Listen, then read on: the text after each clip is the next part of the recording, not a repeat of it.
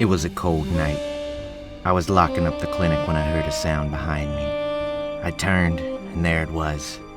Tough as nails, but staring at me with eyes that said, "Review me." As much as I wanted to just turn away, I made an oath, dagnabbit. So here's the notes regarding L.A. Noire. Alright, that was fun, but I won't keep it up for the whole video. L.A. Noire is a third-person action-adventure game developed by Team Bondi and published by Rockstar Games. The game took 7 years to develop and produce. Team Bondi was founded by and mostly made up of former Team Soho members. The studio's one and only credit is for L.A. Noire. The game was first announced in 2005, but spent a pretty long time in development and did not release until 2011. Extensive development time was spent on mapping and building a period-authentic recreation of 1940s Hollywood.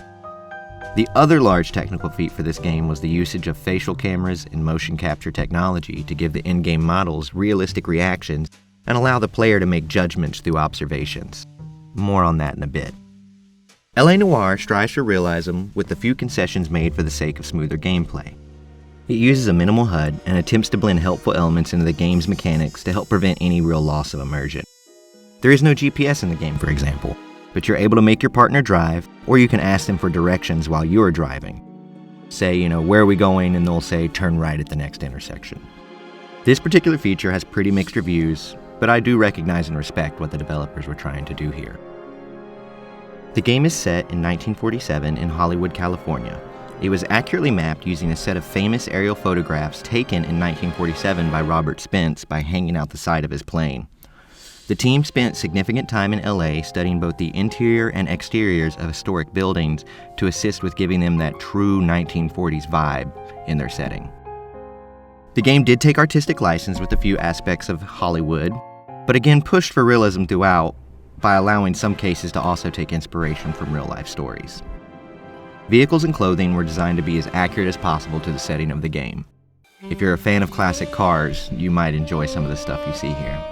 So this is the part real quick where I will ask you to please like, comment, and subscribe. It really does help. And now back to L.A. Noire.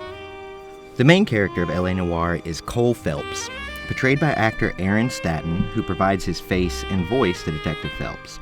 He's a former Marine, a World War II veteran, and suffers from survivor's guilt from being the only one to live through a disastrous operation. This will come up in his personal journey. Cole begins working as a rookie cop on patrol until he shows an aptitude at forensics and a personal desire to move up through the ranks. This earns him the coveted title of detective. And this is also when the game starts letting you wear some of the iconic suits and ditch the uniform. Phelps will eventually work his way through different departments of the LAPD, beginning with traffic, then working through burglary, homicide, and eventually landing on the Vice Squad.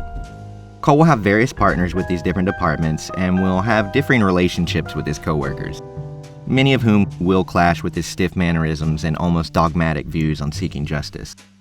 The game features a lot of driving and a fair amount of shooting. This is an action game after all, and both mechanics have their criticisms and praises by fans. I've heard complaints about the driving, but I just like to imagine they were striving for realism regarding the lack of power steering. I've experienced that one in real life, and it wasn't exactly easy or responsive.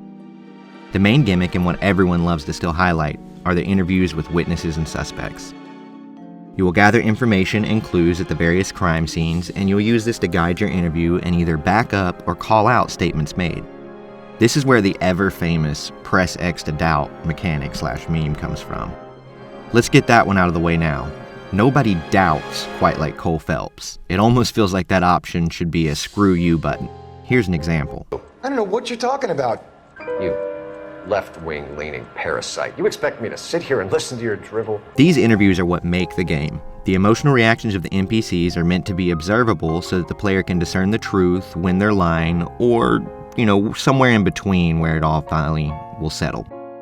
Hats off to these actors, the graphics still hold up really well and the mechanic is surprisingly effective.